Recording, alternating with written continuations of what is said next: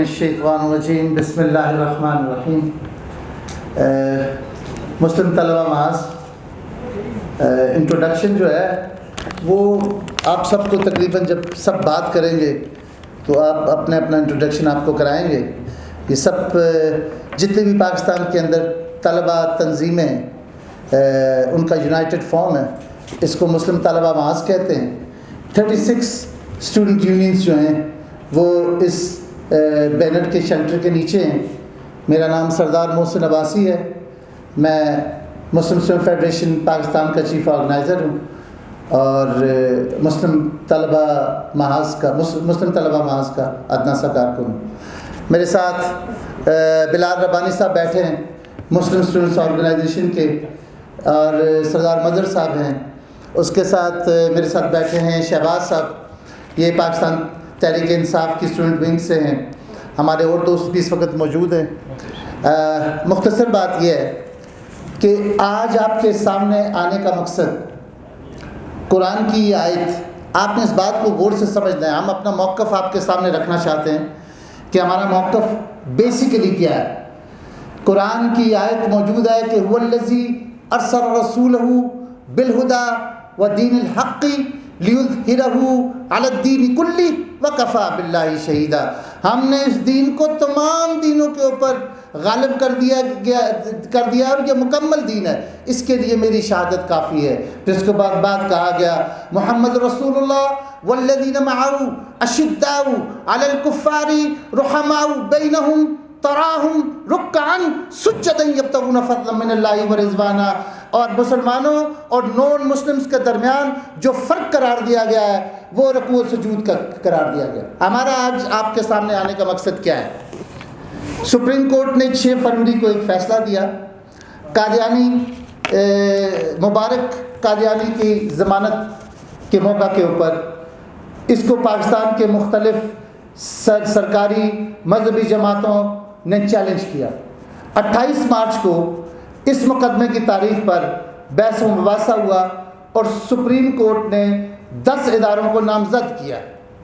ان 10 اداروں نے انہی تحفظات کا ذکر کیا جو تحفظات پاکستان کی تمام دینی حلقوں، مذہبی جماعتوں اور اسٹوڈنٹ یونینز کو تھے، اور ان سے کہا گیا کہ پلیز آپ اس کو ایڈریس کریں۔ پاکستان کی آئین، قانون اور اسلامی نظریے کے منافی جو فیصلہ ہے اس پر نظر ثانی ہونی چاہیے۔ وہ نظر ثانی کی درخواست دی گئی۔ اب مسئلہ یہ ہے، آپ نے اس بات کو سمجھنا ہے کہ جب آپ اسلام اور قرآن، یہ بہت حساس معاملہ ہے۔ اسلام کے اندر آنے کے لیے آپ کو صرف فقط ایک کلمہ پڑھنا پڑتا ہے، لا الہ الا اللہ محمد رسول اللہ۔ اس کی اخراج کے 10,000 وجوہات ہو سکتی ہیں۔ کسی ایک چیز کو نہ ماننا بھی آپ کو اسلام سے خارج، دائرہ اسلام سے خارج کر سکتا ہے۔ کسی ایک آیت کی انکار بھی آپ کو دائرہ اسلام سے خارج کرتی ہے۔ ہمارا موقف اور ہمارا جو واضح پیغام ہے اس وقت حکومت پاکستان سے، سب سے پہلے تو ہم سپریم کورٹ کے اس فیصلے کی پرزور مذمت کرتے ہیں اور اس کو سخت ترین الفاظ میں مسترد کرتے ہیں۔ اب اس کی وجہ دلیل کے ساتھ میں آپ کو دینا چاہتا ہوں۔ میرا موقف یا عام طلبہ تنظیموں کا موقف کیا ہے؟ حضور اکرم صلی اللہ علیہ وسلم نے کہا کہ انا خاتم النبیین لا نبی بعدہ، میں آخری نبی ہوں، میرے بعد کوئی نبی نہیں آئے گا۔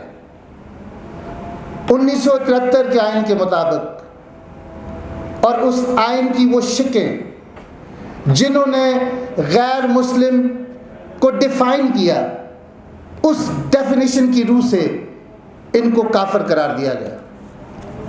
اب اس میں بہت سی چیزیں ہیں، ہمارے وکلاء کا موقف ہے، طلبہ تنظیموں کا موقف ہے، اس میں مذہبی جماعتوں کا موقف ہے، جو میں آپ کے سامنے رکھ رہا ہوں کہ آج سپریم کورٹ کا فیصلہ مسلمانوں کے حق میں نہیں بلکہ مرزائیت کے حق میں ہے۔ چند شکیں بدترین مرزائیت نوازی کی دلیل ہے۔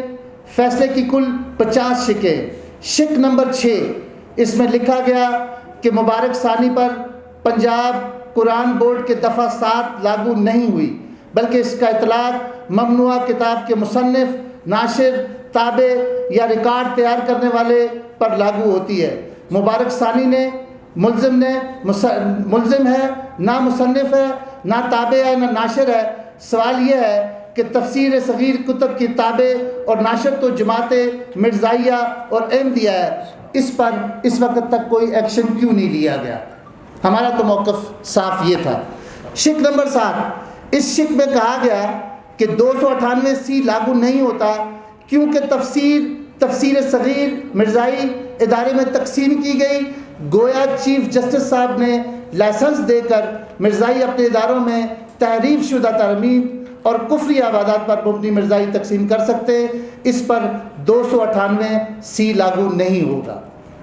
اب جو سب سے اہم بات ہے، طاہر نقاش بنام ریاست کا ذکر کیا گیا۔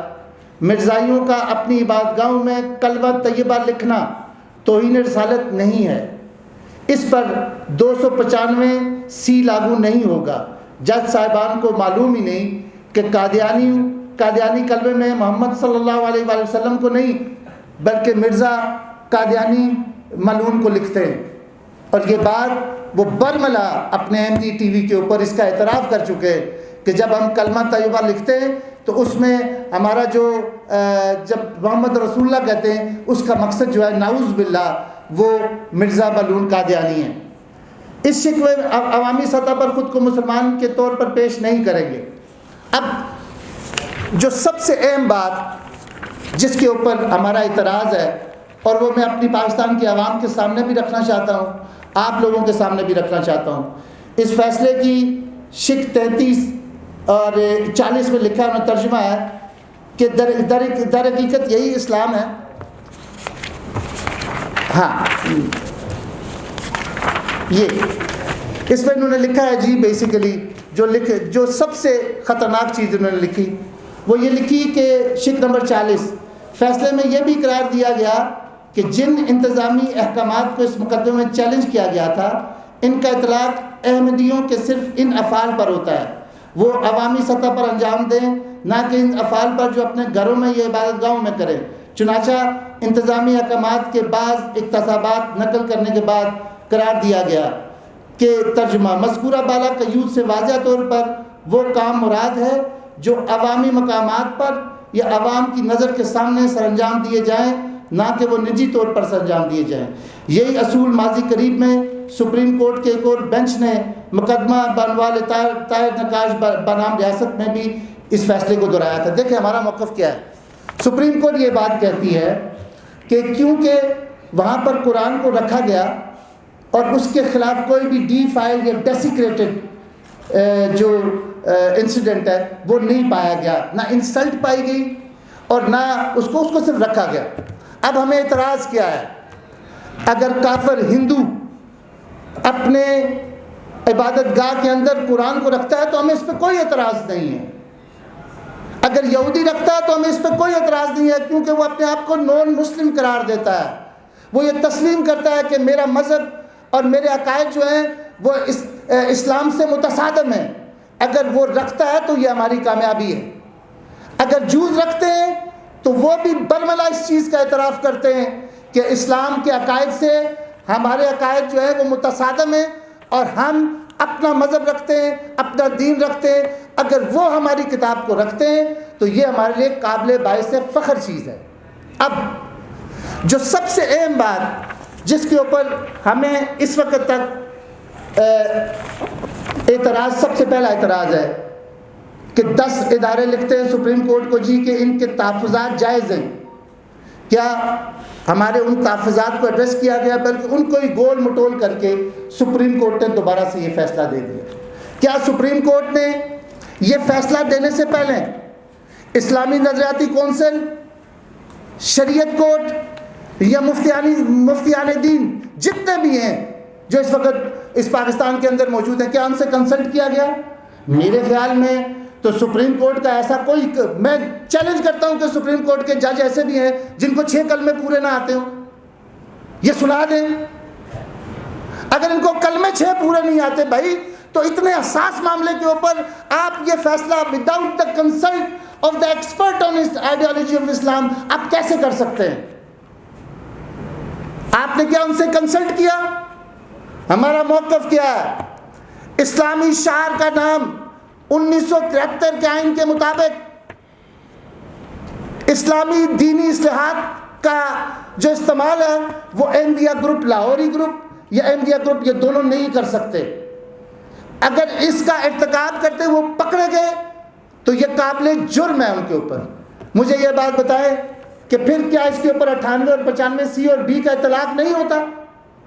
سب سے پہلے میرا مطالبہ ہے سپریم کورٹ کے ججز سے کہ آپ کو چاہیے تھا، دیکھیں آپ حدیں کراس کر رہے ہیں، آپ ہمارے بیسک فنڈامنٹل پرنسپل انا خاتم النبیین لا نبی بعدا، آپ اس کو چیلنج کر رہے ہو۔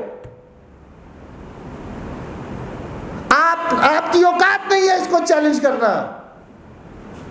آپ سیاسی مسائل کے اوپر جو مرضی فیصلہ دیں، ہمیں کبھی کوئی اعتراض نہیں رہا، آپ جو مرضی کرتے رہیں، الٹے ہو کے ناچیں، جو مرضی کریں، لیکن ہم آپ کو اس ideology of Islam, basic concept, the fundamental ideology of Muslim, ہم اس کی تشریح کا حق آپ کو کسی صورت میں نہیں دے سکتے، کیونکہ آپ کی اوقات نہیں ہے، آپ کو 6 کلمے پورے نہیں آتے، آپ یہاں پر اس حساس موضوع کے اوپر آپ فیصلہ دیتے ہیں۔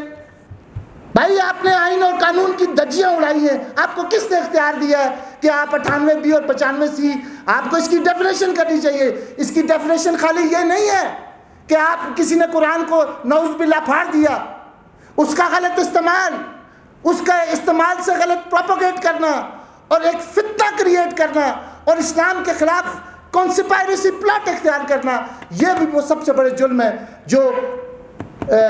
جن کا اطلاق ان کے اوپر ہوتا ہے۔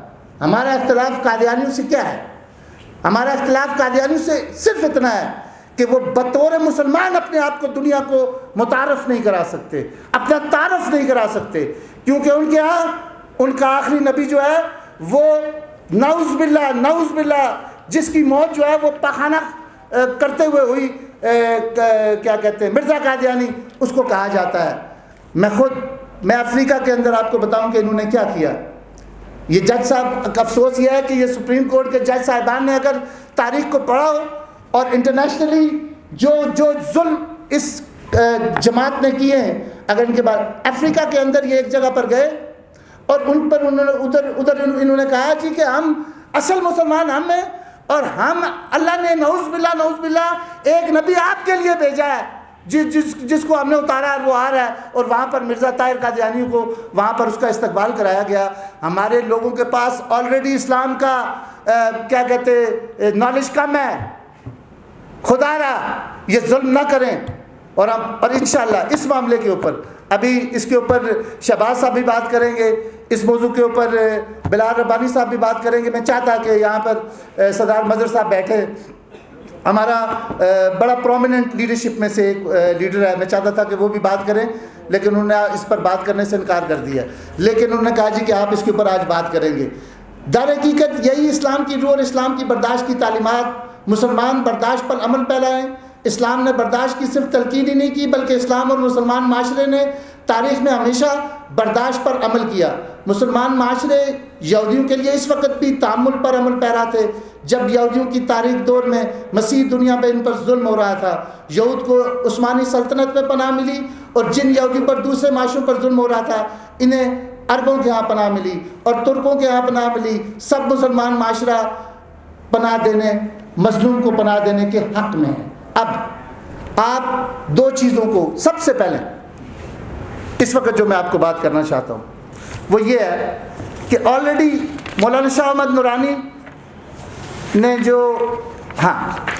مولانا شاہ احمد نورانی نے جو اس بارے میں تفصیل اس وقت بیان کی، اس وقت کے پارلیمنٹ کے اجلاس میں، کہ آئین و قانون اور دفعات اور عدلیاتی نظائر کی تفصیل سے ثابت ہوا ہے کہ احمدیوں کے دونوں گروپوں کو غیر مسلم قرار دینے کے بعد انہیں آئین اور قانون کے مطابق اپنے مذہب پر عمل پیرا ہونے پر اور اس کے اظہار پر اور اس کی تبلیغ کا حق اس شرط کے ساتھ حاصل ہے، اس شرط کے ساتھ، یہ شرط بہت ضروری ہے، اس شرط کے ساتھ حاصل ہے کہ وہ عوامی سطح پر مسلمانوں کی دینی اصلاحات استعمال نہیں کریں گے۔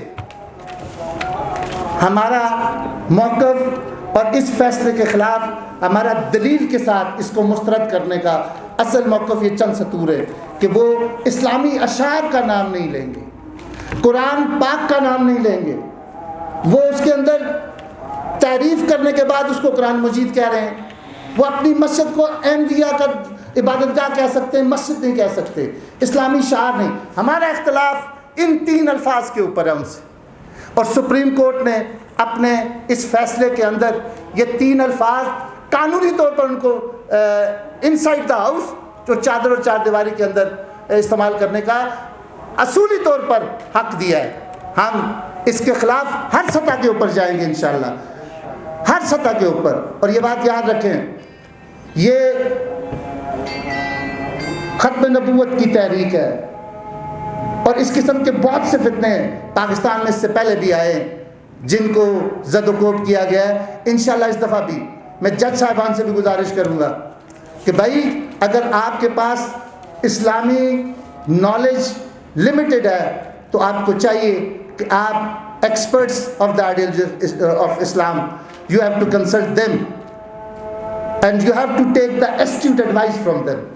اگر آپ نہیں لے سکتے ہو تو آپ نے جو فیصلہ کیا ہے یہ سرعام اسلام پاکستان کے آئین کے منہ کے اوپر سرعام تماچا ہے۔ ہم اس کی پرزور مذمت کرتے ہیں، اور اس سلسلے میں جمعے والے دن انشاءاللہ اس بارے میں شہباز صاحب بات کریں گے۔ میں چاہوں گا کہ آپ بلال ربانی صاحب اس سلسلے میں آپ سے کچھ چند الفاظ کہنا چاہیں۔